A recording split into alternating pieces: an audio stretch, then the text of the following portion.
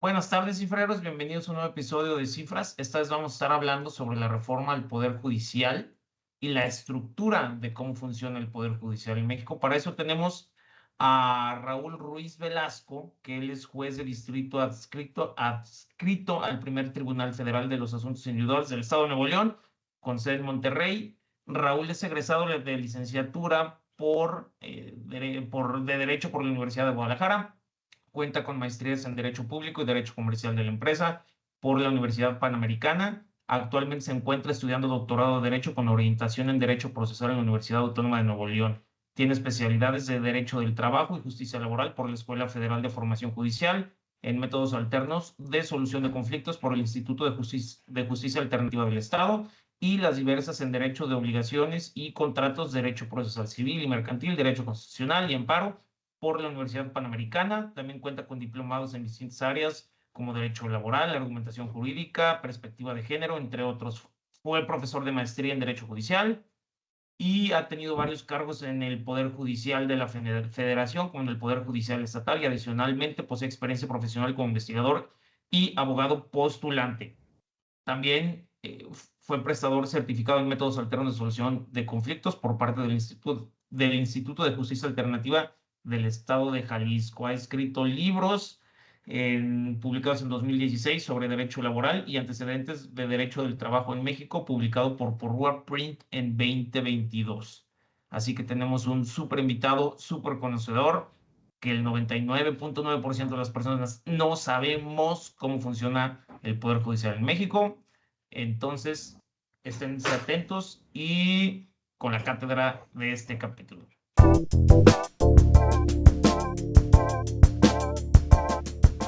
Raúl, buenas tardes buenas tardes y muchas gracias por acompañarnos en este capítulo. Te agradecemos mucho el tiempo. Muchas gracias por estar aquí. Muchas gracias, Luis. Muchas gracias por tu tiempo. Gracias, y la verdad es que andábamos en súper búsqueda de una persona como tú, porque creo que tienes todos los estudios, todas las competencias y principalmente estás en el lugar donde pasan todas estas reformas que se están en la mesa. Y el día de hoy queríamos iniciar un poquito entendiendo qué es el Poder Judicial y qué alcance tiene para que todos los cifreros tengamos un poquito más el entendimiento y no solo quedarnos con las notas amarillistas que hemos estado viendo por ahí. Excelente. Pues mira, yo creo que, por empezar, ¿qué es el Poder Judicial? Es el órgano impartidor de justicia. La verdad es que luego los abogados usamos términos rarísimos, ¿no? Como por ejemplo ese, ¿qué es impartición de justicia? Porque luego te voy a hablar de procuración, no es lo mismo impartir justicia que procurar justicia.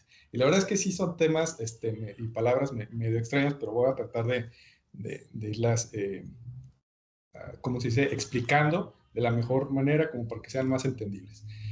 Y también lo primero que tienen que entender con la pregunta que me haces, me dices, ¿qué es el Poder Judicial? Y el Poder Judicial no es solo un Poder Judicial. Lo primero que tendrían que entender todos es que hay 33 poderes judiciales en México, no solo uno.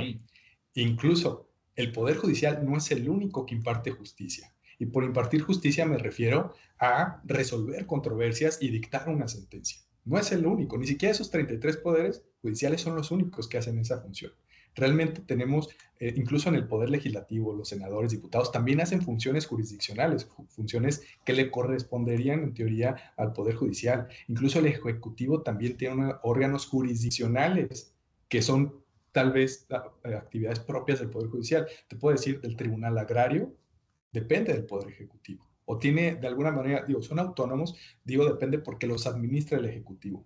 Tienen un proceso de selección que dependen en gran medida del Ejecutivo. Los tribunales administrativos en nuestro país, en su gran mayoría, pertenecen o dependen del Poder Ejecutivo.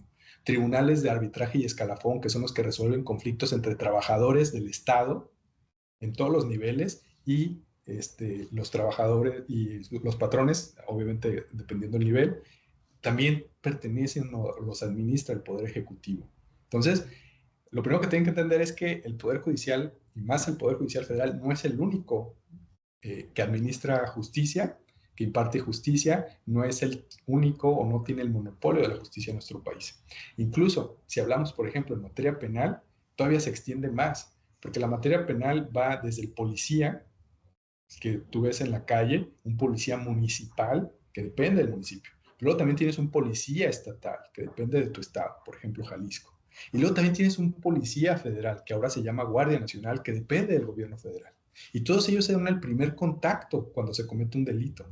Llegan, toman declaraciones, hacen un cerco, toman evidencias si se pueden, o hacen el resguardo debido. Y todo eso después pasa a un ministerio público o la policía investigadora, que antes les llamaban policías judiciales. Y tal vez por ese término de judicial, luego las personas piensan que la policía es del Poder Judicial, pero en realidad no depende ni siquiera de nosotros, no tenemos nada que ver con eso. Y ahí entra la procuración de justicia, realmente a las fiscalías, a los ministerios públicos, a la policía, en todos sus niveles, es a quienes les corresponde procurar justicia. Es decir, fomentar o ver la manera de que cometido un delito se investigue y llegue a un tribunal para que el tribunal resuelva. De eso no se encarga el Poder Judicial. Nosotros nos vamos a encargar hasta que llegue el asunto a nuestras manos y ya vamos a ver si la versión que dice el Ministerio Público o el fiscal es la correcta, con las pruebas que aporta, o la versión de la defensa, que es la persona que está imputando, pues es quien tiene efectivamente, es inocente o no, de acuerdo a su versión, ¿no? Pero es hasta ese momento en que nosotros tenemos intervención. Entonces, ya dicho esto de que no tenemos el monopolio de justicia, voy a desglosar un poco de por qué hay 33 poderes judiciales. Porque parece que en el discurso solo se habla del Poder Judicial Federal, pero omiten otros 32. Y esos 32 dependen cada uno de las entidades federativas. Hay un Poder Judicial en el Estado de Jalisco, hay un Poder Judicial en Aguascalientes, hay un Poder Judicial en la Ciudad de México, hay un Poder Judicial en el Estado de México. Entonces, por eso hay 33. Es uno por cada entidad federativa y un Poder Judicial Federal. Básicamente es lo mismo que tenemos con el Ejecutivo. Hay un presidente de la República y 31 gobernadores y un jefe de la Ciudad de México. Son 33 a fin de cuentas ejecutivos. Y luego todavía lo podemos bajar más y habría presidentes municipales, alcaldes y todo eso, ¿no? Realmente nuestro sistema de gobierno es muy complejo, por eso la mayoría de la gente no lo conoce. Pero volviendo al tema del poder judicial, voy a enfocarme un poco más al Poder Judicial Federal, que es el que conozco y sobre el que está el debate principal, sin dejar de lado que la reforma también impacta a los poderes judiciales de los estados. Y eso es importantísimo. Adelante. Raúl, me hice aquí un pequeño como mapa mental de lo que acabas de decir, por si la gente, alguien nos está viendo en YouTube o en Spotify con video, porque digo, luego son como muchas instancias o tribunales que luego Claro. la gente que no es abogado igual se le puede complicar un poquito. A mí se me complicó un poquito, por eso me quise hacer un pequeño mapa mental. Si mal no entendí, primero tenemos como a la policía o la Guardia Nacional, Sí, que que estos sería como pasan el la primer información, contacto. ajá, el primer contacto, y le pasan la información a la fiscalía o al Ministerio Público, y estos a su vez ya hacen llegar la información al Poder Judicial, Así es. ¿sí? Sí, sí, la Ex- fiscalía, que básicamente el Ministerio Público es parte de la fiscalía. Lo que pasa es que depende del Ajá. lugar donde te encuentres, cómo le llaman. Hay estados en que al fiscal le dicen tal cual fiscal y hay otros que tienen ministerios públicos, ¿no? O sea, pero en realidad Ok. pareciera, lo podríamos, para efectos de esta plática y simplificarlo, lo podríamos entender como sinónimos. Fiscal y ministerio público. Son Es quienes, como como en jefe las de películas, gobierno y gobernador. ándale, parecido, o alcalde y Ya, presidente municipal. ya, ok. Perfecto. Muchas gracias, muchas gracias. Adelante. Y luego, digo, ahí de tu mapa, ese poder judicial que tú pones ahí, vamos a también a tener que diferenciar si es un poder judicial del Estado y un poder judicial o un poder judicial federal. Y acá la verdad es que nos vamos a meter en rollos bien complicados, porque así como no todo puede ser federal, o ustedes que son de finanzas, ¿no? Ustedes saben que hay impuestos federales y hay impuestos estatales. Ajá. Para distinguir cada uno de ellos, pues hay que ver la ley, ¿no? Para saber si el IVA es federal, si ¿cómo se dice? El predial es estatal, el Claro. refrendo del vehículo es estatal o es federal, ¿sí me explico? Acá nosotros tenemos el mismo problema. Hay muchas cosas que le corresponden a los tribunales federales y hay otras que les corresponden a los tribunales estatales. Te voy a dar más o menos el flujo más común de un proceso judicial, para que vean en dónde es donde mayormente tiene injerencia el Poder Judicial Federal. Supongo, en materia penal, que creo que es lo que más se está hablando y de lo que más causa debate. Tenemos un delito, matan a una persona. El primer contacto que tienen normalmente, pues ya dijimos que es la policía. La policía va a llegar, va a tomar declaraciones, va a ver quiénes son los testigos, va a acordonar el área. De ahí le dan aviso al Ministerio Público. Los ministerios públicos dependen de los gobiernos de los estados. Acá estoy hablando, todo esto es estatal porque el delito de homicidio es estatal. Realmente el 99% de los delitos, el 90% de los delitos son de los estados. Ni siquiera son delitos federales. ¿Cuándo va a ser delitos federales? Por ponerte un ejemplo, portación de arma de fuego, crimen organizado, todo lo que tenga que ver con narcóticos, de drogas, posesión de marihuana, supongamos, podría ser bueno, posesión no, perdón, el tráfico. Tráfico, El lavado de tráfico. dinero. Cuestiones así, ¿no? O sea, hay muchos delitos incluso fiscales, ¿no? Pero la mayoría, el 90% de los delitos que se cometen en México son del Estado. O sea, todo lo que tiene que ver con robo, todo lo que tiene que ver con fraude, despojo, violencia familiar, ¿qué más podría ser? Digo, todos estos delitos van a ser de los estados. Entonces, volvamos al ejemplo. Matan a una persona, es un delito estatal, lo ve primero la policía del municipio, que es la que llega, o dependiendo del lugar donde se encuentre, la policía que llegue, ¿no? Le da intervención al Ministerio Público, el Ministerio Público va a investigar, tiene que recabar pruebas, tiene que recabar testimonios, supongamos que lo ven como en películas de Estados Unidos, ¿no? Ver si fue con arma de fuego, si la bala, hay registro de ella, si hay huellas de ADN, si hay pelos o algo que pueda identificar ADN, sangre, va a ver cámaras de seguridad, todo ese proceso de investigación lo tiene que hacer el Ministerio Público. Ya una vez que tiene bien consolidado el caso, ya tiene un culpable, porque también ahí tenemos el problema de que muchos delitos, pues tal vez se investigan, pero no se encuentra quién es la persona culpable. Supongamos que aquí ya lo tienen, encuentran quién es la persona culpable y ahora sí va a judicializar el asunto, es decir, va a pasar el asunto a un juzgado, como presentar una demanda. Entonces, llega a un tribunal y dice, oye, tengo tantas pruebas de que fulanito de tal es el responsable de haber cometido este homicidio. Y el juez ya va a empezar un proceso, va a analizar, no les voy a decir todo el proceso porque la verdad también es complejo, pero supongamos que todo fue bien y este proceso siguió todo su curso, se desahogaron todas las pruebas, se desahogaron todos los testimonios, todas las periciales, por periciales me refiero a investigaciones de ADN, de lo que tenga que haber, ¿no? Digo, probablemente sea el principal. Entonces, ya al final, este juzgado del Estado, porque es un juzgado, suponiendo que estamos en Jalisco, va a ser un juzgado del Estado de Jalisco, va a determinar si se cometió o no el delito. Y después de si se cometió o no el delito, tiene que determinar si la persona que dicen que lo cometió, en realidad lo cometió. Son dos cuestiones, ¿no? Uno es la existencia del delito y otro es la responsabilidad. Entonces, si se logran acreditar estas dos cuestiones, pues va a dictar una sentencia condenando a la persona ahora acusada o al imputado, que también le dicen, ¿no? Y lo va a sentenciar a X número de años. Si obviamente, o por lo general, esa persona pues está inconforme con esa sentencia porque lo declararon culpable y él dice que es inocente, tiene derecho a apelar. Y la apelación va a ir a un tribunal superior. Este tribunal superior son en salas, por ejemplo, allá en Jalisco se llama Supremo Tribunal de Justicia. Ahí van a decidir 3 magistrados, ya no son jueces. Entonces, acá resolvió un solo juez. Y en la apelación ahora van a resolver 3 magistrados. Y van a ver si todo el proceso y la resolución del juez fue adecuada o no. Supongamos que confirman la sentencia y dicen, no, sí, el juez actuó bien. Todavía esta persona que está en la cárcel tendría oportunidad de irse al amparo. Y es ahí donde entra el Poder Judicial Federal. La mayor parte de la carga de trabajo del Poder Judicial Federal es el amparo. Y hay un dato importantísimo. En el amparo no resuelve conflictos entre personas, sino contra autoridades, e incluso autoridades del mismo Poder Judicial. En este supuesto va a analizar si el tribunal de apelación o el juez hizo bien o no, valoró bien las pruebas o no, respetó los derechos o no del acusado, del imputado. ¿De acuerdo?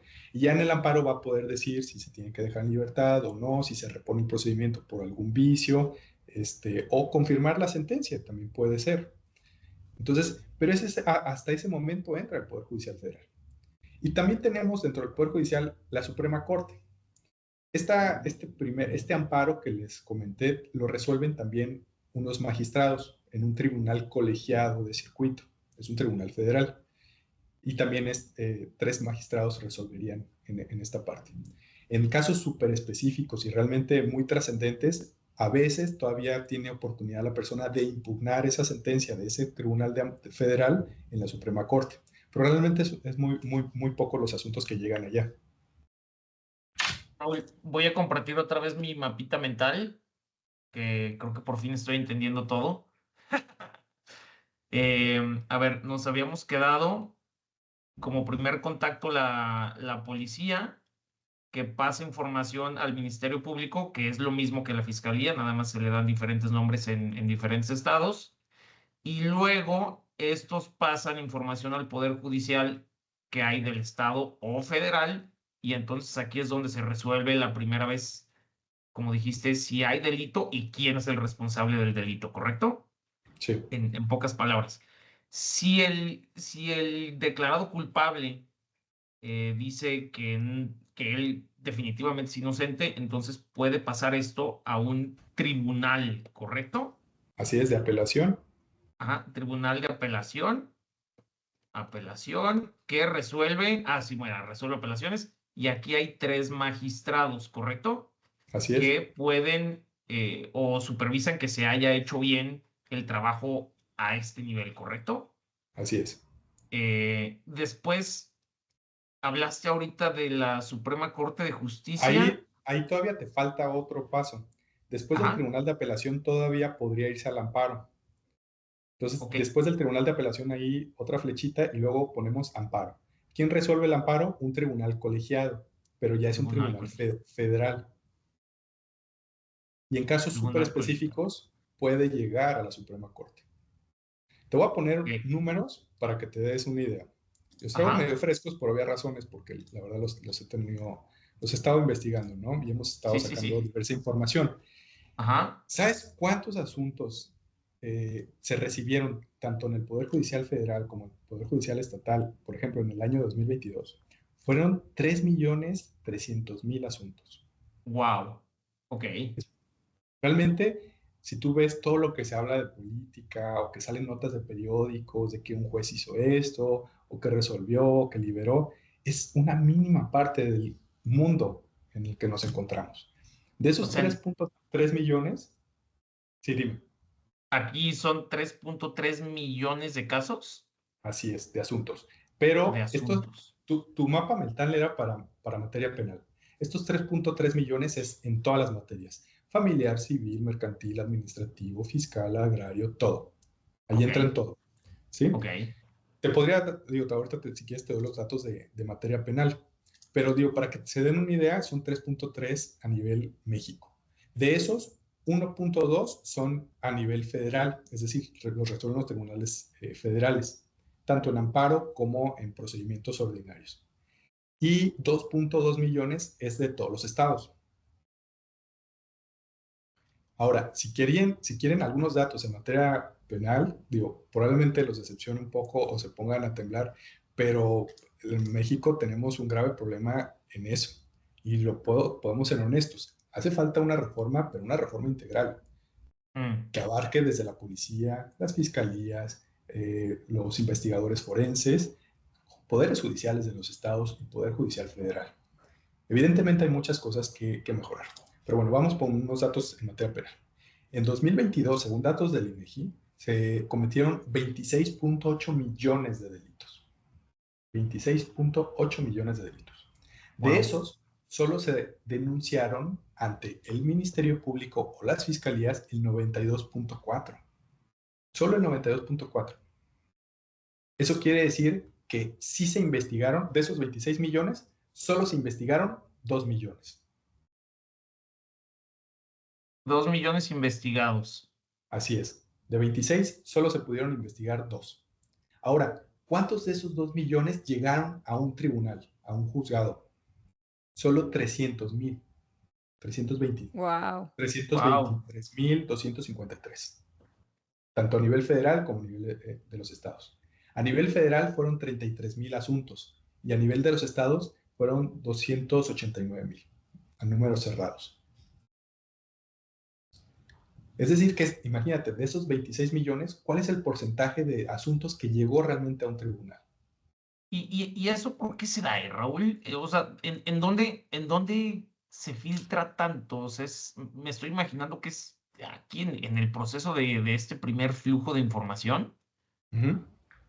Y yo estaba escuchando también unos podcasts y otros blogs que he estado leyendo en estos días y justo hablaban un poco de lo que dice Raúl, ¿no? O sea, igual ahorita platicamos qué dice esta reforma, pero muchos comentan que el alcance de la reforma actual no lleva ahora sí que esta extensión que debería de ser, como incluir a las policías, incluir a muchas otras instituciones y muchos otros organismos para que la justicia, como la entendemos nosotros como mortales, que para mí la justicia es pasó algo y necesito que se resuelva. ¿Quién lo resuelve? Yo estoy perdida si tengo que ir al ministerio, si tengo que ir al juez, si tengo que ir al policía. Yo no, Sí, sí. yo como persona Sí, que le claro. acaba de suceder un acto, no tengo idea con quién tengo que ir, pero quiero que se resuelva, ¿no? Entonces Sí. habla un poco estos podcasts que he escuchado del acceso a la justicia y también ponían ahí como unos datitos de qué pasa cuando hay algún evento de injusticia, ¿no? Llamémoslo así.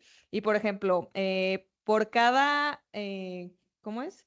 Aquí los tengo los datos. O sea, por cada 100,000 habitantes, solo lo que decías tú, ¿no? 3.2% de las personas tienen como, eh, ahora sí que, a ver, otra vez voy a hacer el resumen. De cada 100,000 actos que pasan, simplemente solo el 10% de las personas van a denunciar. ¿Por qué? Sí. Porque el otro 90% de las personas dicen, ¿para qué voy a decir que mi vecina me mordió el perrito? ¿Por qué voy a decir que un taxista me robó mi celular? O sea, muchos casos que pasan que como tú no crees en tu justicia, dices, ¿para qué pierdo mi tiempo si solo va a ser un expediente más y ni siquiera se va a resolver? Entonces También solo, fuera ajá. tú, perdón que te interrumpa, también entienden que la mayoría de los delitos son, por ejemplo, robos. Tú vas en la calle, te roban tu celular, pasa un chavo y te lo quita, ¡pum! Lo viste menos de un segundo, no le viste la cara. Tal vez haces la denuncia, pero sabes que te va a tomar tiempo, pero no tienes videos, no tienes pruebas, no tienes testigos. O sea, realmente, incluso aunque fueras con el Ministerio Público, sería muy complicado dar con ese delincuente. ¿Sí? Ujú, ujú. Realmente, y esto te puede pasar en cualquier país. O sea, tú estás en Estados Unidos o simplemente vas de visita ahorita a Europa, está muy de moda los pickpockets, que te Ujú. roban la cartera o así. Ujú, Imagínate, te lo ujú. roban, pues sí, te cometieron un delito, pero no supiste ni quién fue, ni cómo, ni cuándo, ni dónde. También la mayoría de los delitos entendamos que son que no son de alto impacto. No se conoce ni siquiera al responsable, son delitos menores de alguna manera, ¿no? También por eso son tantos delitos y pocos los que se denuncian. Ya, esos 26.8 millones de delitos son todos, no solamente Todos, todos, todos, todos, todos. todos. Nivel federal y nivel estatal, todo tipo de delitos. Y, y de los que dijiste que se investigaron fue que fueron, o sea, que fueron denunciados a Así las es. autoridades. Una persona llegó con el Ministerio Público o el Ministerio Público abrió la investigación de oficio, es decir, por él mismo, y decidió empezar una investigación. Ya, pues menos del 10% entonces. Sí, de Ok. hecho, a ver, déjame ver, es el 7.6%. Sí, aquí tengo otro dato 7.6%. que es de dato de Organización de la Impunidad Cero y ellos dicen que 6.4 de cada 100 y de esos 6.4 solo el 0.14% se resuelven. O sea, Sí, finalmente lo que hacen como en la cadena de probabilidad de resolución de un asunto es solo el 0.9% de los delitos cometidos una, se informan y dos, se resuelven. sí, Entonces, pues esto habla como de, ahora sí que de la opacidad, que no sé si sea por la alta demanda de delitos que haya y que no hay demasiadas personas, que ahorita sí. platicamos de eso, o simplemente no sé qué pase ahí en la cadena. Esto es un problema integral y de esa manera se tiene que ver. Y no lo vas a solucionar con solo atacando, por ejemplo, cambiando el método de selección de juzgadores, ¿no? Realmente hay muchísimos otros aspectos que se tienen que tomar en consideración, sociales, presupuestales, materiales, de profesionalización. Hay muchísimas propuestas sobre la mesa que precisamente tenderían a atacar esta problemática. Te voy a dar otros datos. Por ejemplo, me preguntabas que si, ¿por qué se debía a esto? ¿Sabes cuánto invierte en justicia México? Solo el 0.63% Del ¿Del PIB. presupuesto del federal? PIB, del PIB, Del no del PIB. Del PIB. presupuesto, del PIB. El estándar de la OCDE es de 1.8. O sea, Ok, Y un nosotros tercio. estamos, 33% del promedio de la OSD. no sé si es el 33, pero nosotros invertimos el 0.63 y el estándar internacional, o más bien el promedio, ni siquiera el estándar internacional, el promedio de la OCDE es de 1.76, 1.8. Pues más o menos, sí, como el 30%. Ok. Oye, Es, Raúl, es muy y bajo. para acotar un poquito, ¿qué es lo que está proponiendo esta reforma? Digo, a mí me gustaría un poquito resumir que esta reforma nace el 5 de febrero, bueno, tenemos ahí una celebración nacional del Día de la Constitución y el presidente actual, Andrés Manuel López Obrador, dijo, oigan, yo antes de que se termine mi mandato, quiero proponer estas 20 reformas. Dentro de esas 20 reformas viene la del Poder Judicial y pues se ha calentado últimamente porque ha sido, pues ahora sí que la reforma yo creo que más empujada y por algunos sectores la más temida, ¿no? O sea, porque, bueno, la oposición cree que de esta manera se pierde mucho contrapeso, ¿no? Entonces, Sí. ¿qué es lo que propone esta reforma para entenderlo mejor? Claro. Mira, incluso yo diría, fueron 4 reformas o 4 propuestas fundamentales en febrero. La primera es la reforma judicial, la segunda es la reforma electoral, donde eliminan por completo los plurinominales. La tercera es la eliminación de los organismos autónomos y la cuarta es la militarización del país, es decir, la Guardia Nacional pasa a formar parte de la Secretaría del Ejército y ya prácticamente todos los policías federales serían militares. Pero obviamente ahorita lo que está más en boca de todos es la reforma judicial. ¿Qué consiste esta reforma judicial? Creo que podría ser 3 aspectos. El primero es simplemente cambiar el método de selección. Que los jueces no se elijan como se eligen ahorita hablo de eso, pero que cambiar lo que tenemos ahorita para que ahora sean electos los 6,600 jueces que hay en México por voto popular. Ahorita hablamos incluso de la viabilidad, incluso si realmente es posible esta reforma operativa, administrativa y económicamente hablando, porque realmente tiene muchos, muchos problemas.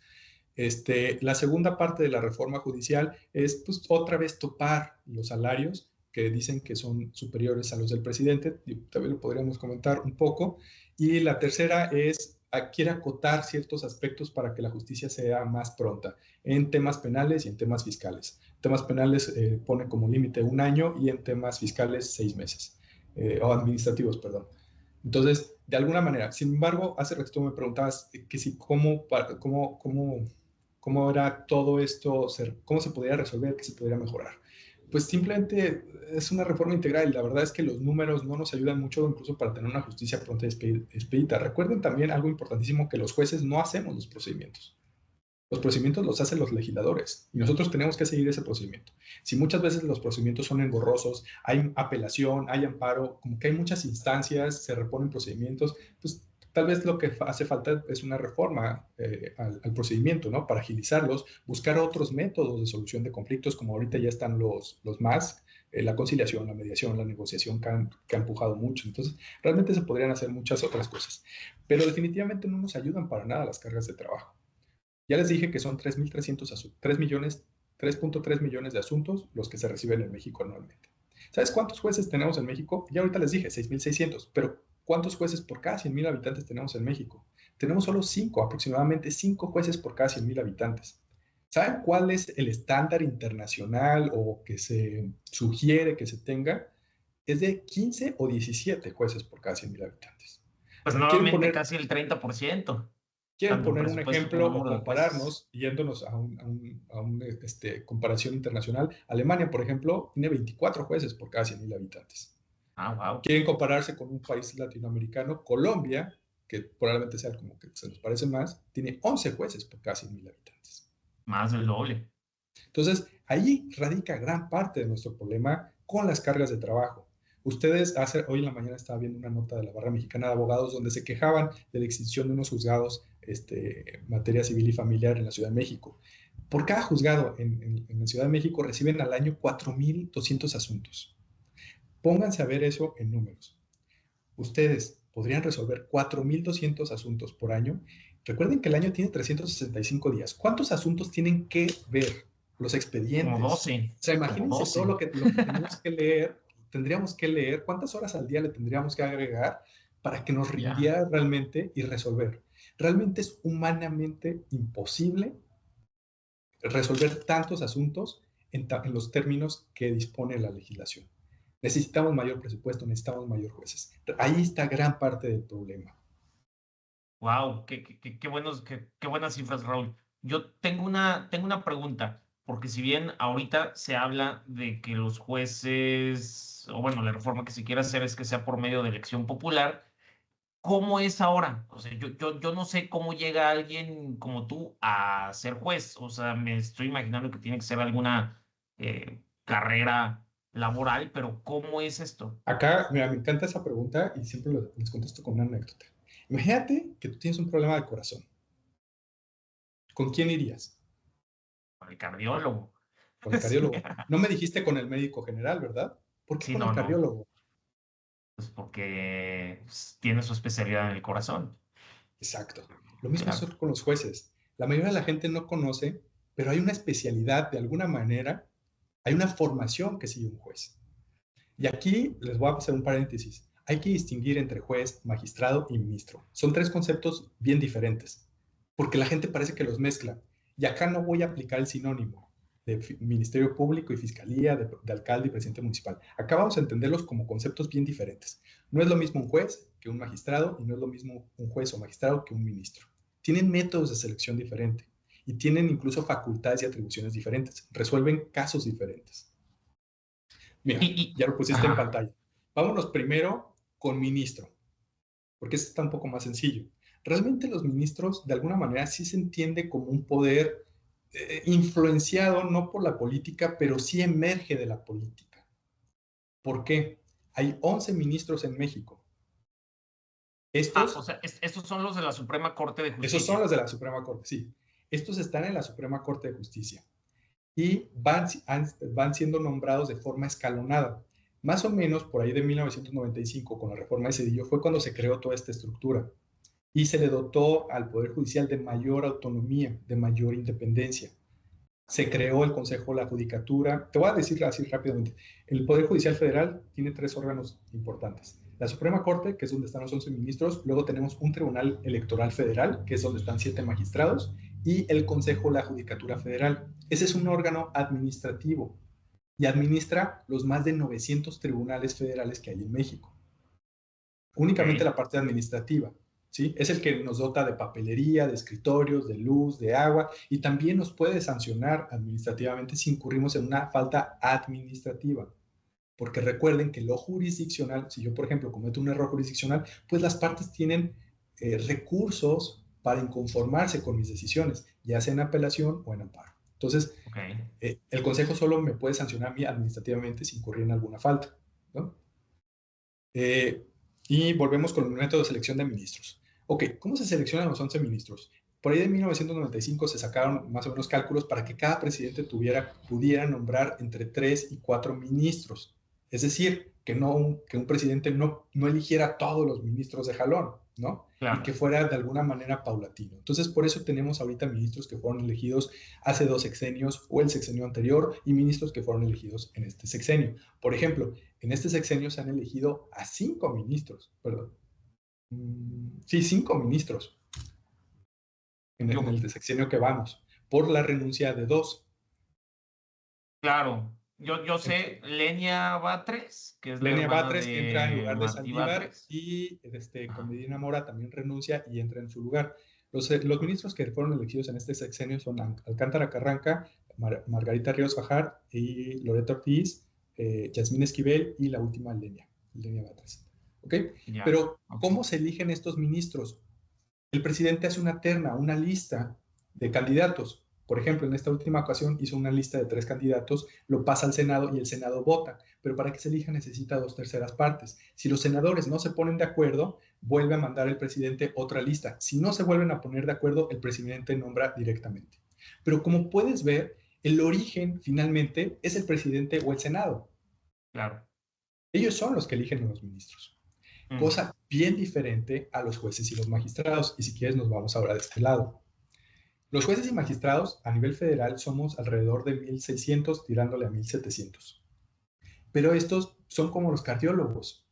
El ministro puede no tener carrera judicial. Es muy común que los ministros sí tengan carrera judicial, como si fuera una licenciatura para ser juez. Ajá.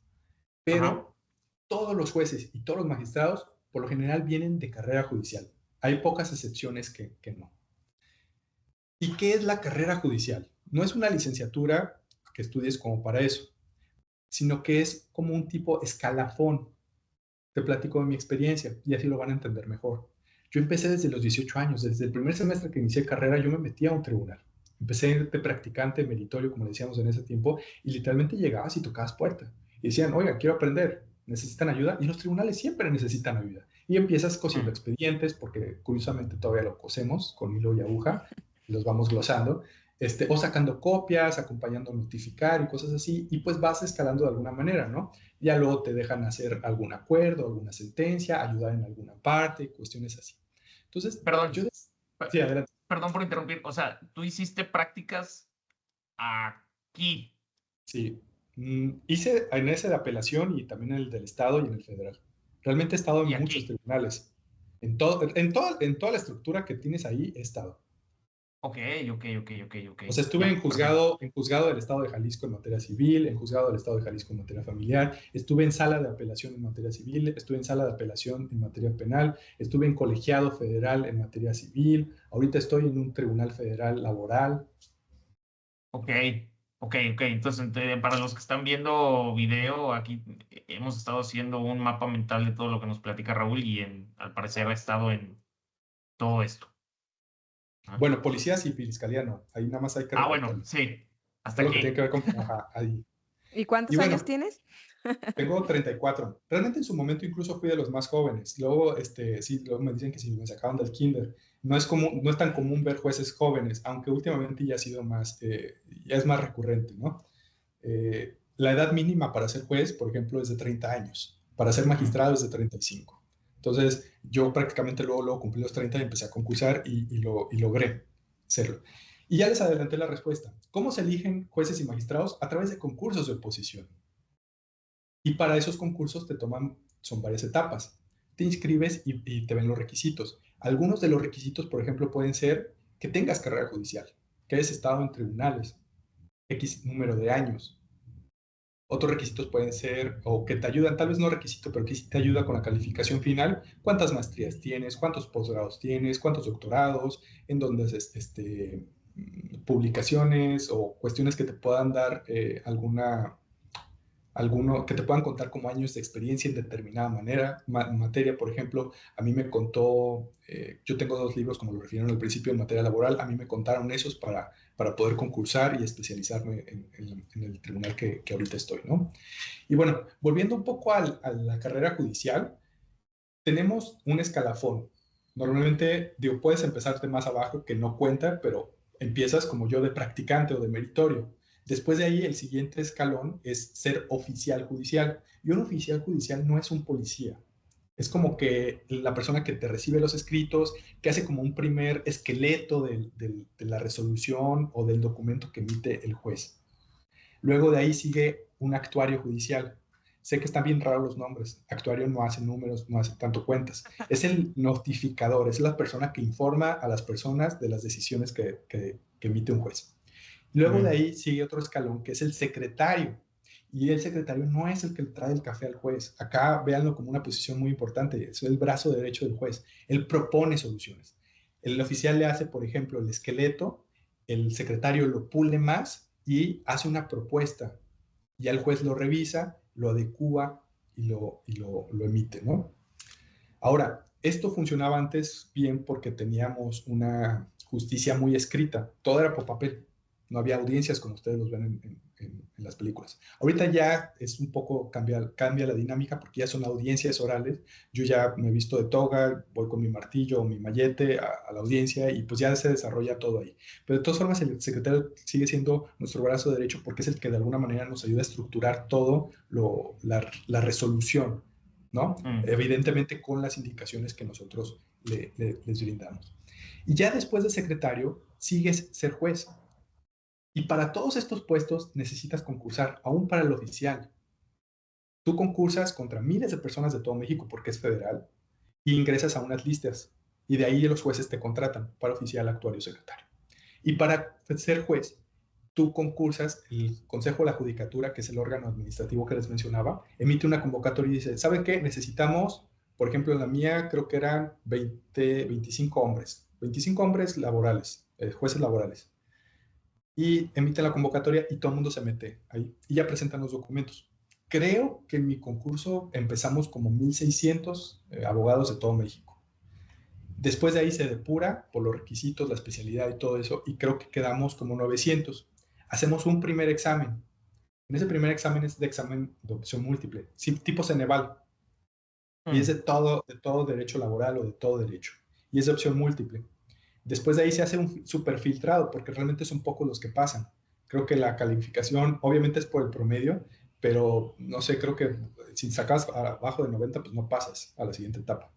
Algo así. Entonces, después de ahí, sigues a una siguiente etapa donde es el examen práctico. Te dan un expediente como de 400 hojas. Lo tienes que leer todo. Y en ese momento, en una computadora, tienes que hacer una sentencia completita de 30, 50 hojas. En 4 horas. Wow. Ese es tu caso práctico. Leer rápido y hacer tu sentencia. Lo evalúan y sigues a la siguiente etapa. Y es un examen oral. Llegas como con unos sinodales. Son 3 magistrados o consejeros, porque el Consejo de la Judicatura tiene consejeros. Son 3 magistrados o consejeros y te piden sacar un tema de una urna transparente. Hay varios temas de derecho. Sacas un tema y lo tienes que exponer durante 15 minutos ante ellos. Terminas y empiezan preguntas y respuestas. Puede ser del tema que expusiste o puede ser de cualquier tema de derecho. Tú no sabes qué te van a preguntar. Y todo esto lo están grabando. Hay muchas personas en ese lugar. Todo lo están grabando. ¿Por qué? Porque realmente hay mucha transparencia ahí. Incluso si tú no estás de acuerdo con tu calificación, la puedes recurrir y todo. Pero todo esto es público. Y ya terminas el examen y suman todas tus calificaciones. Obviamente, por ejemplo, la etapa escrita, el examen oral creo que valía 40 puntos, el examen práctico valía otros 40, el examen de opción múltiple creo que valía como 5 y el otro 5% se conformaba en base a los años de experiencia, de la especialidad, de maestrías, doctorados, posgrados, cuestiones así. Y ya todo eso conforma la calificación y los mejores promedios son los que quedan. Al final de esos 1,600 quedamos solo 25 hombres, me parece. ¿De 600 solamente 25? 1,600. De 1,600 solamente 25 quedaron. Así es.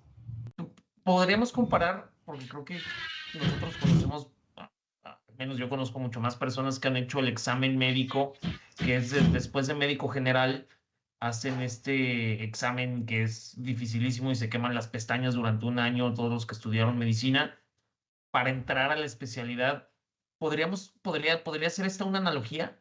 Claro, totalmente. Acá son Sí. años los que tienes que pasar. Ustedes me ven joven, pero realmente yo ya sabía que venía la reforma laboral. Desde 2015 empezaron realmente a hacerla. O sea, yo el primer libro, si se fijan, lo publicamos en 2016. Yo desde 2014 empecé a meterme en materia porque yo ya sabía que venía una reforma en materia laboral. Se empezaron con todos estos diálogos para ver cómo iba a ser. Hasta 2017 se publica la reforma constitucional. En 2019 sale la reforma a la Ley Federal de Trabajo. En 2020 empiezan las convocatorias. Pero realmente yo ya me venía preparando para esto desde 2014. Wow. Entonces, me tuve que quemar las pestañas y muchísimo, ¿no? Y obviamente hay mucha gente que concursa varias veces y no queda. Otra cosa, yo no quedé en el primer concurso, yo concursé 2 veces y hasta el segundo quedé. Realmente el primero me sirvió bastante para ver cómo estaba pues todo el show, cómo iba a ser la dinámica, me dio mucho más seguridad para el segundo. Sí, que también igual de comparativa puede ser un poco los notarios o los corredores públicos, creo que también pasan Sí, como esas etapas. Y creo que no es un porcentaje tan bajo como el que estás diciendo tú de juez, pero también pues van haciendo estos filtros y la posibilidad de llegar a esos espacios es súper baja. sí. Incluso acá estamos ante un nivel federal, por eso también son más. En realidad, si viéramos cómo concursan los jueces del Estado, que también tienen un método similar, pues va a ser menos, pero porque Jalisco es, pues obviamente, menor población que todo México, Claro. Y para entender bien, ¿cómo se propone ahora que se elijan los jueces? por voto popular. Y también, realmente no es que las personas vayan a elegir del todo a los jueces. Va a haber una terna, una lista. ¿Quién va a proponer a los candidatos? Esa es la pregunta del millón. ¿Quién va a proponer a los Ah, candidatos? Porque no va a ser como que Luis pueda decir, oye, yo creo que yo puedo ser un buen juez, me voy a inscribir. No, no te puedes inscribir para ser juez. Vas a tener que ah, ser amigo o no sé qué clase de relaciones vas a tener que tener con senadores, con diputados, con el presidente de la República o en el mismo Poder Judicial para que ellos te propongan. ¿Cómo está la reforma? Te voy a decir porque hay dos aspectos. Ya dijimos ministros y jueces y magistrados. Ah, por cierto, magistrados se eligen igual por concurso, ¿eh? ¿Se acuerdan que habíamos hecho la división en tres? Magistrados, yo después para concursar para magistrado, perdón, para ser magistrado también tendría que concursar más o menos de la misma dinámica. Ok, ya. ¿cómo, cómo van a ser la selección de ministros primero? De ministros van a ser 30 candidatos por cada puesto. La propuesta es que ya no van a ser 11, ya van a ser 9. Entonces, va a haber 30 candidatos por cada uno. 10 candidatos los va a proponer el Poder Judicial, 10 candidatos los va a proponer el Poder Ejecutivo, es decir, el Presidente de la República, y 10 candidatos los va a proponer el Poder Legislativo. 5 los diputados y 5 los senadores. Ok. Y ya Y de esos candidatos, pues ahora sí salen a las urnas, ¿no? El INE hace su proceso de elección y pues ya, pues, igual que un proceso electoral, ¿no? Se define cuándo va a ser el día de la votación, va a haber un periodo de campaña. No estoy muy seguro qué podríamos proponer, ahorita hablamos de eso. No tienes dinero, recursos públicos, no puedes tener recursos privados para las campañas, únicamente tienes acceso a espacio de radio y televisión y eso es complicadísimo y ahorita también lo menciono. ¿Cómo va a ser la elección que se propone para jueces? Acá en vez de 10 candidatos por cada puesto va a haber 6, perdón, en vez de 30 candidatos por cada puesto va a haber 6 candidatos por cada puesto. Ahora quiero que hagan cuentas. Ya les dije que son 6,600 jueces y magistrados a nivel federal y estatal. Si multiplicamos 6,600 por 6 candidatos cada uno, son 39,600 mínimo. A eso agreguémosle a los candidatos de los ministros y del Tribunal Electoral y del nuevo Consejo de la Judicatura, que también se va a elegir así. Estamos hablando que van a ser más de 40,000 candidatos. Es más grande que la elección que ahorita tenemos, que acabamos de pasar. Ahora, de esos 6 candidatos que les mencionaba que es para jueces y magistrados, 2 los propone el presidente, 2 los propone el Congreso y 2 los propone el Poder Ejecutivo. Pero realmente es complicadísimo. Les voy a poner para que lo visualicen. Ellos de alguna manera vieron lo complicado que iba a estar las elecciones y dijeron, ¿saben qué? Ya no van a ser jueces federales como tal, van a estar como que limitados a su estado. Entonces, yo si soy juez federal, bajo el nuevo esquema, yo solo podría ser juez en Jalisco o solo podría ser juez en Nuevo León. No como ocurre ahorita. Realmente a mí en cualquier momento me pueden llamar y irme a Chiapas, irme a Cancún, irme a otro lado de México porque yo soy juez federal y puedo ejercer mi función en donde sea, que ellos me digan. Con la propuesta ya no se podría eso. Ya sería por estado. Pero esto también es complicadísimo. Simplemente te pongo un dato. En México, en Ciudad de México, son más de 328 juzgadores. Haz cuentas. 328 jueces y magistrados que vamos a elegir por voto popular. Por 6 son 1,968 candidatos. ¿Cuántas boletas les dieron en la pasada elección? Fueron 6, ¿no? Más o menos, el sí, estándar. como Digo, porque hay 5, creo, elecciones ¿no? Sí. dependiendo si elegías gobernador o no en Si tu hubo estado. estado o no, ajá. Ajá, dependía. Mm, Acá en Monterrey, en Nuevo León fueron 5. Allá en Jalisco me parece que sí fueron 6 porque era de los 3 mm. niveles. Acá te van a dar literalmente un libro de 328, de 328 boletas. 328 boletas. Ahora, cada boleta, esto es un libro, pues nada más para ejemplificar. Cada boleta va a tener 6 nombres. En teoría, yo pediría que fueran puestos de forma aleatoria para que no refiriera a quien lo propuso. Claro. Es decir, que vas a tener un libro con 6 nombres cada hoja, únicamente el nombre y nada más, puestos de forma aleatoria. ¿Cómo las personas van a saber cómo votar? O sea, lo que se quiere es que vaya la gente a elegir a uno por página. ¿Sí? Pues, ¿de qué otra manera podría ser? Tienes que elegir a 328 juzgadores en Ciudad de México. Te tienen que dar 328 boletas para cada uno de los puestos que hay y cada boleta tiene que tener 6 candidatos. Para el de ministros, pues las boletas van a tener 10 candidatos por cada puesto. Y para el... A ver, es que Wow, esto no, no hace no, nada no. de sentido. Pero estas 328 personas también serían ya preseleccionadas. O sea, no podría Sí, llegar cualquier claro. persona a poder Son las decir, Sí, no, son las elecciones que te había dicho. O sea, tienen que ser, acuérdate que los candidatos los tiene que poner el presidente, los pone el Congreso y los pone el Poder Judicial. Acá en la boleta ya van a estar los preseleccionados por ellos, los candidatos que ellos dijeron. Y esos son los que se van a wow. elegir por voto popular. En Jalisco, por ejemplo, son alrededor de 180 juzgadores. Esto solo es a nivel federal, ¿eh? Esos 328 solo es a nivel federal. Realmente son mucho más a nivel estado, solo no tengo el dato. O sea, en Ciudad de México no serían solo 328, esas son 328 federales. Supongamos que a nivel estatal podrían ser hasta 900 o hasta 600 más. O sea, te van a dar una biblioteca entera para que elijas tus juzgadores. En Jalisco, por ejemplo, también son 180, si no mal me equivoco, jueces a nivel federal solamente. Pone tú que a nivel estado, porque va a ser de todos los municipios, de los 125 municipios de Jalisco. Ok, Según yo serán. volviendo a tu analogía con el cardiólogo, dime si lo entendí bien. Entonces, digamos que un estado es un hospital y entonces el hospital, en vez de seleccionar por medio de su trayectoria laboral, credenciales, educación y exámenes que le pueden hacer a todos, a los 1000 cardiólogos que quieren trabajar en el hospital más prestigioso del estado, seleccionan a uno. Ahora lo que se quiere hacer es que la gente que vive alrededor del hospital pueda ir a escoger al cardiólogo que va a trabajar en el hospital sin saber absolutamente nada de ellos.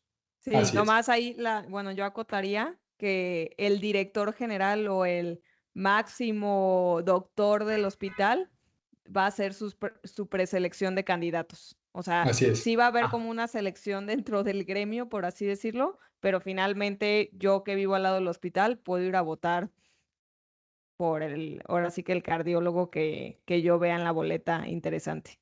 Sí. y Y los ya obviamente doctores, no hay un método de filtración que se ponga en la norma. O sea, los legisladores pueden proponer a cualquiera. Realmente la reforma no dice, a persona con tanta experiencia. O sea, son requisitos mínimos, tener licenciatura y tener 5 años de experiencia, me parece. O sea, es básicamente eso. ¿Cumples con eso? Te pueden Oye, o sea, es como Raúl, poner de decir, candidato. perdón, ya nada más para terminar mi analogía, es como decir que hayas estudiado medicina sin especialidad Así es. y que hayas hecho tus prácticas Así es. 5 años y ya, y puedes ser el cardiólogo de este hospital. Así es. Wow, ok, qué duro. y a mí Adelante, Santiago. lo que me llama la atención, o sea, obvio entiendo que esta reforma está basada en decir, hay corrupción, necesitamos cambiar, ¿no? La reforma judicial va un poco por ese lado. Hay corrupción, vamos mejorando y cómo es la mejora, pues cambiando a los participantes. Pero yo creo que de fondo hay muchas más cosas que debería de integrar esta reforma y es lo que a mí me gustaría que nos comentara Raúl. O sea, ya platicamos que están como muchos organismos no juntos que deberían de juntarse para hacer esta participación de justicia y también me llama la atención ahora que decías, pues cuántos jueces, cuántos magistrados, cuántos ministros hay por habitante mexicano, pues realmente es un tema que no hay presupuesto, no hay personal y yo no creo que con esta reforma pueda cambiar algo, ¿no? O sea, yo creo que por eso va a seguir siendo corrupto, por eso va a seguir siendo dar una lanita y que te cambien el expediente, la carpeta más arriba, porque no creo que con este cambio realmente vaya a subsanar pues la necesidad que tiene el sistema judicial. Sí, pues mira, realmente diagnósticos hay muchos, no tengo el hilo negro, hay muchas propuestas sobre la mesa para mejorarlo y como dices, tiene que ser una propuesta integral. Realmente les dejo de tarea a ustedes si consideran que simplemente cambiando el método de selección se va a acabar con la corrupción y todo va a mejorar, porque es Sí, lo único que se está haciendo. Y poniendo como límite un año para que resuelvan la materia penal y 6 meses para temas administrativos. Realmente se podría respetar si seguimos bajo los mismos parámetros. Además, no, nada garantiza que nosotros, si es que contendemos, vayamos a ganar las elecciones. Van a entrar nuevos jueces. ¿Cuál va a ser la curva de aprendizaje? Todo lo que nosotros de alguna manera tenemos andado, pues va a ser como que, pues muchas gracias y adiós. Realmente ya no wow. sabemos bien cómo comenzar. O sea, es como si te ponen, de repente a ti llegas a este hospital y te dicen, oye, ahora te haces cargo. Oye, pero pues, ¿quién eres? ¿No? ¿Cómo? O sea, ¿y qué pasó con el que estaba antes? No, pues nada, no puedes hablar con él, todo lo que tenía, pues tú síguele, tienes 3 millones de asuntos que necesito que me resuelvas en menos de un año. La verdad es complicado. Otro tema también que no hemos hablado es que todo el tiempo hay convocatorias para juzgadores, porque todo el tiempo se necesita incrementar. Imagínense hacer elecciones cada año. ¿Cada cuánto se necesitarían hacer elecciones para seguir incrementando el número de juzgadores que necesitamos? ¿Y qué costo tendría? En estas elecciones pasadas creo que se gastaron 60,000 millones de pesos. Imagínense cuánto va a costar hacer elecciones para juzgadores. Sí, claro. De por sí se quejaban mucho de los fideicomisos que tenía el Poder Judicial, que eran 15,000 millones. Ahora, ¿cuánto nos vamos a gastar en este tipo de elecciones? ¿No? Creo que es un tema importantísimo a considerar. Y algo que no les he mencionado es que la verdad de las cosas es que, en dado caso que incluso pasara la reforma y nos destituyeran a todos como jueces, en el litigio internacional el asunto lo tenemos ganado. Hay muchísimos precedentes. Esta estructura que les dije es de México, pero hay tribunales internacionales. Y hay fácil 10 o 15 o más precedentes donde la Corte Interamericana de Derechos Humanos ha condenado a estados latinoamericanos o de América a restituir a jueces y pagar indemnizaciones. Imagínense pagar, porque más o menos esos litigios duran 10 años, imagínense pagar una indemnización de 6,600 jueces, de 10 años de salarios caídos. Estamos hablando de miles de millones de pesos. Ese litigio, de verdad, hay muchos precedentes, les podría decir algunos, es Campos contra Ecuador, hay muchos otros donde ya ha ocurrido lo que pretenden hacer en México y la Corte ha dicho, no, no, no. Los jueces fueron elegidos bajo una norma y tú les tienes que respetar esa inamovilidad. Tú tenías unas reglas, no se las puedes cambiar a medio juego. Imagínense ustedes que estuvieran en un partido de fútbol y de repente dijeran, ¿saben qué? Vamos a cambiar el árbitro a la mitad del partido, vamos a traer uno nuevo. Otros se quedan así como que, no, espérate. Y el árbitro nuevo dice que ahora se puede 12 jugadores para el equipo verde y solo 10 para el equipo amarillo. Y dices, oye, pero espérate, no puedes cambiar las reglas así. A eso nosotros le llamamos retroactividad de la norma. No te pueden aplicar una norma anterior, perdón, no te pueden aplicar una nueva norma si te está afectando. Oye, y entiendo que este caso de elección popular solo existe en Bolivia, ¿no? O sea, México sería prácticamente el segundo país, si es que se Sí, aprueba esta reforma, así como se está dialogando ahorita, seríamos el segundo país en tener jueces con elección sí. popular. Claro, mira, realmente sí, solo en Bolivia se hace. Últimamente se ha hablado que en Japón, pero realmente no es así. La constitución que refieren o que citan de Japón no es la vigente, no es la aplicable, es la que les impusieron en la Segunda Guerra Mundial y no es la que tienen ellos actualmente. Tienen un método de selección diferente y no es por elección popular. Realmente el único país en el mundo que está eligiendo a sus jueces por voto popular es Bolivia y ahí se les dejo de tarea que investiguen qué tal les fue porque ya tuvieron 2 procesos en este sentido y tengo entendido que no tuvieron muy buena experiencia. Eso ya se los dejo a ustedes. También citan mucho el tema de Estados Unidos. Es verdad, en Estados Unidos, jueces estatales, es decir, de Texas, de California, de Arizona, de Nueva York, se eligen a través de voto popular, pero los jueces federales no. Y recuerden que en Estados Unidos tienen un método súper diferente de justicia. Allá son jurados. Acá un juez, un experto, un cardiólogo, juzga tu asunto y decide si hay pruebas suficientes para acreditar que eres culpable o no. Allá en Estados Unidos tienes que convencer a 13 ciudadanos comunes y corrientes si eres culpable o no. Y el juez entra más en una dinámica de ser como moderador del debate. Realmente el juez allá no decide si es culpable o no. Es el jurado. Y toda esa chamba del jurado, nosotros la hacemos aquí. Entonces tenemos un sistema totalmente diferente, creo que ni siquiera es comparable.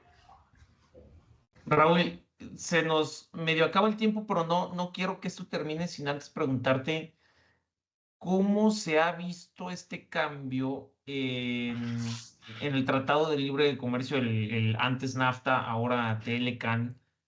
¿Se ha dicho algo o se ha escuchado algo de incertidumbre? Digo, hace poquito le preguntaron al embajador de Estados Unidos aquí en México, a Ken Salazar, creo que se llama, dijo que él no se quería meter en eso, y ha sonado mucho que el Tratado de Libre Comercio que tenemos con Canadá y Estados Unidos está totalmente pues condicionado a que haya un sistema judicial como el que tenemos ahorita. ¿Qué se escucha en tu mundo legal y de leyes Claro. sobre esto? Mira, para empezar, yo soy hijo del Tratado de Libre Comercio, literalmente. Mi tribunal y toda la reforma laboral tiene como fuente principal, no la única, pero sí como fuente principal el Tratado de Libre Comercio. Gracias a él, las juntas, ustedes recordarán, las juntas de conciliación y arbitraje dejan de recibir asuntos y entramos ahora a los tribunales laborales. Las juntas de conciliación y arbitraje pertenecían o dependían del Poder Ejecutivo, los administraba el presidente o los gobernadores en los estados. Ahora, con el Tratado de Libre Comercio, literalmente lean el capítulo 23, anexo 23A, ahí dice, Estados Unidos impone a México crear tribunales independientes, así textualmente lo dice. Y es por eso que entramos nosotros. Ahora la justicia la imparte el Poder Judicial, ya no el Poder Ejecutivo, en materia de trabajo. Ahora, ¿qué otro impacto le podría dar? Ya les hablé que antes teníamos un tipo de procedimientos que eran meramente escritos. Realmente el diálogo entre juez, abogados y partes se daba casi siempre por escrito.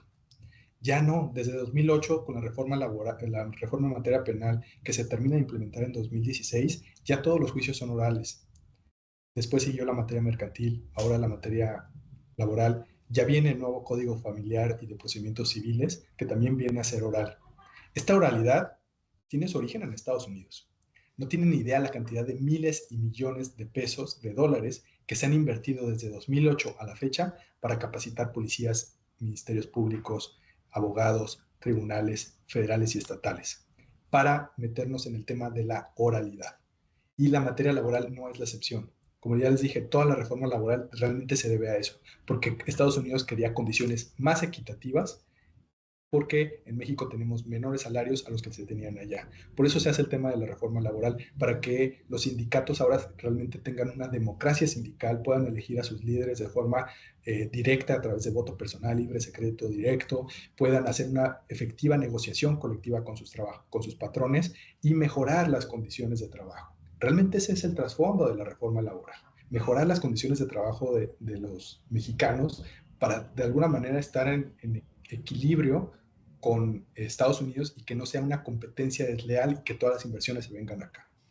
De verdad son miles de millones lo que han invertido. Realmente estas instalaciones, probablemente hay dinero invertido de Estados Unidos aquí en crear todos estos nuevos, no les he enseñado la sala de juicios orales, pero prácticamente todo esto nace de esa reforma. Entonces, no estoy muy seguro si nada más cambiando el método de selección se vayan a violar o no términos del Tratado de Libre Comercio. Hay declaraciones que podrían entenderse que sí, hay declaraciones que podrían entenderse que no. La verdad es un poco de incertidumbre, no sabemos incluso cómo el próximo presidente de Estados Unidos vaya a reaccionar ante este tipo de situación. Y a mí me gustaría también hacerte otra preguntita. Hemos visto pues bastante movimiento en los mercados financieros, especialmente pues el dólar, que termina siendo pues un refugio siempre cuando las cosas se ponen un poco inciertas y comienza esta incertidumbre. Y yo creo que el miedo de la gente, que todavía yo creo que nadie teníamos como este entendimiento profundo de lo que propone la reforma judicial, pero a grandes rasgos lo que le está dando a entender a inversionistas, casas de bolsa o a agentes, ahora sí que individuales, es están quitando los contrapesos, se está volviendo algo totalitarista, se está perdiendo un poco el diálogo, la negociación, y eso es lo que temen muchas personas con esta reforma, que finalmente solo una persona o solo un grupo de poder pueda tener ahora sí que el control de las decisiones. ¿Tú lo ves así o no? Mira, yo no soy nadie para dar ese tipo de opiniones. La verdad no me metería en eso, ¿no? La verdad es que como jueces sí estamos amarrados un poco. La gente se pregunta, ¿por qué el Poder Judicial no se defiende? ¿Por qué no hace nada? Pero realmente tienen que entender que nosotros somos como ratones de biblioteca, no somos políticos, tenemos que regirnos bajo un principio de neutralidad. Literalmente está en el Código de Ética del Poder Judicial Federal no meterse en temas políticos. Entonces, realmente como que darte una opinión así como eh, sí o no, no podría, pero sí te puedo poner en contexto con las otras. O sea, realmente hay que analizar las reformas, te decía que se propusieron el 5 de febrero, 4 principalmente. Ya vimos la reforma judicial. Les pediría que ustedes analicen y saquen sus propias conclusiones de la reforma electoral, que qué implica que se eliminen los diputados plurinominales, qué implica que se eliminen los senadores plurinominales. Básicamente va a implicar también que quien gane la elección, aún así sea por un solo voto, se quede con el Congreso. Ya los partidos minoritarios ya no tendrían representación ni voz ni voto en los congresos. Entonces, quien gane la elección prácticamente se quedaría con todo. Después tenemos una reforma de eliminación de organismos autónomos, entre el que más destaca el de INAI, que es el de rendición de cuentas y transparencia. ¿Qué impacto tendría su eliminación y que esas funciones vuelvan al Poder Ejecutivo para que él mismo se rinda cuentas y haga la transparencia correspondiente? Otro organismo autónomo, telecomunicaciones, ¿qué impacto tendría que las telecomunicaciones, las concesiones de radio y televisión vuelvan al Poder Ejecutivo para que él decida quién tiene concesiones de radio y televisión y quién no? ¿Qué implicaciones tendría que el organismo encargado de prácticas antimonopólicas vuelvan las funciones al Poder Ejecutivo para que él decida cuándo hay monopolio y cuándo no? ¿Qué implicaciones tiene que facultades en regulación energética vuelvan al Ejecutivo para que él decida cuál es la política y cómo se van a regular los mercados de venta y compra, por ejemplo, de energía eléctrica en el país, ¿no? Y la última, pues es la reforma, la militarización, que muchos la llaman así, que implica desaparecer la Guardia Federal o la Policía Federal y que ahora toda la seguridad pública esté en manos del Ejército. Es decir, ya no vamos a ver policía en los caminos, en las autopistas, ya no vamos a ver Guardia Nacional, vamos a ver militares en las calles haciendo funciones de policías, básicamente.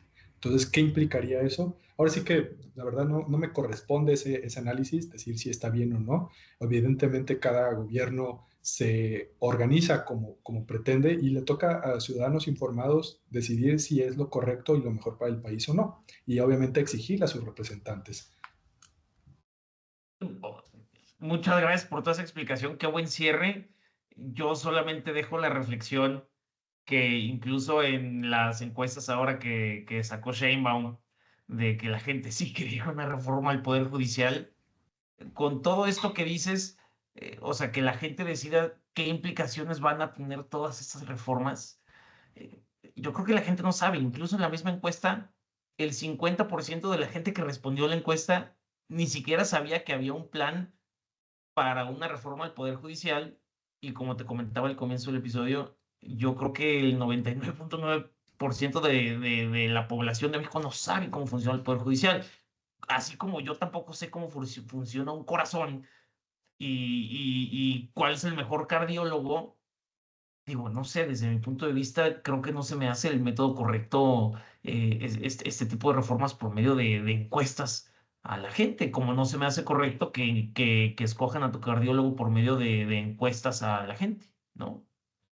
Bueno, pues Al ahí se menos los dejo a su reflexión. ese es mi punto de vista, para el público. Incluso Sofía. digo, hablando de encuestas, la verdad es que no es lo mismo que te pregunten qué método de selección prefieres para jueces. Concursos de oposición transparentes, rigurosos o una votación popular. creo que no se ha informado también esa parte de cómo se eligen actualmente, ¿no? Y qué Sí, tanto, todo lo que implica. Incluso hace poco también, nosotros tenemos ahora sí que nuestras propias encuestas de usuarios que recogimos desde hace 5 años, usuarios del Poder Judicial Federal, y hay 96, 91% de aceptación en los servicios que presta el Poder Judicial Federal. mm, Realmente, no porque pertenezca a esta institución, pero somos una institución súper comprometida con nuestra función social y con impartir una justicia pronta y expedita, evidentemente dentro de lo humanamente posible. ya. Sofía, Claro, ¿algo bueno, más a mí que...? me encantaría cerrar, nomás como me quedé mucho con esta preguntita que hacía Raúl.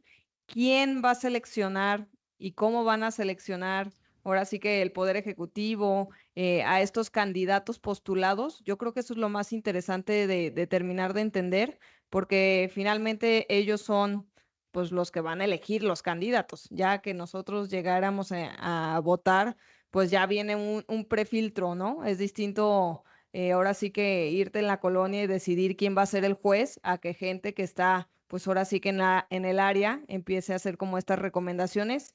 Y de mi lado, yo creo que sí hace falta, ahora sí que, pues comulgar, comunicar qué es lo que es la reforma judicial, porque realmente, pues ahora sí que está muy, muy lejana a un individuo promedio y ahora sí que como que suena muy fácil, ¿no? A ver, que seleccionen, o sea, creo que por eso ha sido el entendimiento de la gente así. A ver, ¿les van a bajar salarios? Creo que eso es muy popular. Entonces la gente va a decir, sí, pues que les bajen salarios, ¿no? Y luego, esto se va a seleccionar de otra manera, ya no va a ser que el compadrazgo, ya no va a ser. Entonces, para mí como que se ha comulgado y se ha comunicado esto de una manera en la que suena un poco selectivo y por eso yo creo que el miedo de muchas personas, a mí personalmente sí se me hace pues una reforma cero integral. Creo que hace falta integrar cosas de reformar el presupuesto, de reformar, integrar. Estaba escuchando cómo funciona un poquito un nuevo plan que hicieron en la Ciudad de México, que los policías de alguna manera pueden ayudar al proceso y no tiene que llevar como todas estas capas para que llegue a una resolución. Creo que más bien también yo integraría como esta capacitación a policías para que no sea tan larga la espera para una resolución. Pero bueno, definitivamente yo tampoco tengo ni el expertise ni nada para opinar sobre estos temas. Yo sí creo que como no se ha comunicado bien y no hay un entendimiento claro de la reforma, ha habido esta incertidumbre porque se ve ahora sí que se pierde un poco el diálogo y la negociación en las cámaras, en el Senado, y por eso es que los mercados han reaccionado de esta manera, aunque me gustaría cerrar que al menos el termómetro del dólar ya ha bajado un poco después de que se hizo la comunicación del gabinete que va a acompañar a Sheinbaum, ¿no? O sea, como que el gabinete se vio bien y por eso es que otra vez como que entra un poquito más de certidumbre de que va a seguir la mesa de diálogo con los distintos partidos. Sí, Pero bueno, pues mera opinión también. sí, ahí nada más complementando lo de Sofía, el único caso que tenemos es el de Bolivia y obviamente la justicia está muy politizada porque la preselección de los posibles jueces, como los hace el poder que tiene la gran mayoría, pues entonces tienes que estar, pues al menos ideológicamente o amistosamente afiliado con la gente que te va a preseleccionar para que puedas al menos salir en las boletas, ¿no? Sí. Entonces, pues ahí se Aparte quita un también poco de la objetividad. pregúntese cómo la gente va a conocer 40,000 candidatos. ¿Cómo la gente va a conocer 2,000 candidatos en Ciudad de México si no Sí, puedes no. hacer campaña como tal porque no tienes presupuesto público, no puedes tener presupuesto privado y solo tienes espacio de radio y televisión? Pero ¿cuánto espacio de radio y televisión vas a tener para 40,000 candidatos de forma equitativa? ¿30 segundos, 20 segundos para que me conozcan en radio y televisión? Realmente no hay una manera en que me pueda Sí. conocer todo el estado de Nuevo León o todo Ciudad de México o todo Jalisco y qué propuestas les podría hacer. O sea, ¿qué te puedo proponer? Voy a garantizarte justicia pronta y expedita. Pues se supone que eso ya va parte de mí, ¿no? O sea, no es algo que te, no es algo que te pueda prometer, es algo que es mi obligación. hacer un trabajo Sí, adecuado claro. conforme a derecho. Realmente no me imagino qué tipo de propuestas, porque evidentemente no podría estar proponiendo, yo voy a estar a favor del aborto, yo voy a estar en contra, no, me tengo que sujetar a un marco constitucional, a un marco de Claro. derechos humanos, a una jurisprudencia y a precedentes que ya son obligatorios para nosotros, nos guste o no. Los que pueden proponer son los legisladores, ¿no? Al final Sí. ustedes están para cumplir la ley y nada más.